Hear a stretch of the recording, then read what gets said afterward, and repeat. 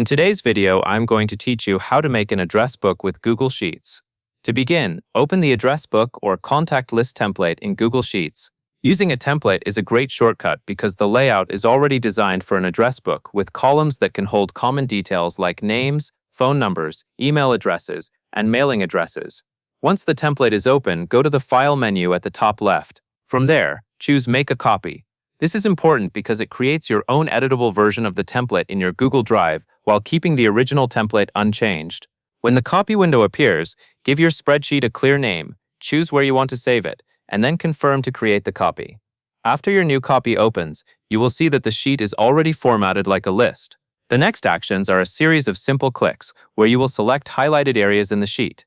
As you click on each highlighted section, you are essentially selecting key parts of the template layout so you can review and adjust them as needed.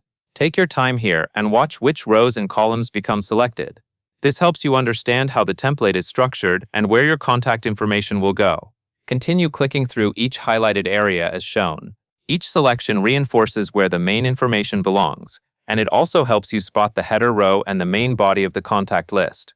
When you start entering your own contacts, you will want to keep similar information consistent in each column. For example, keep full names in the name column and use the same format for addresses and phone numbers so your list stays clean and easy to scan. As you work, keep readability in mind. If any text feels crowded, you can widen columns by dragging the column border at the top. You can also keep the top header visible while scrolling by freezing the header row later, but for now focus on understanding the template structure through these selections. Once you have clicked through the highlighted areas, you are ready to start adding and organizing your contacts in your copied sheet. That covers everything you need to know.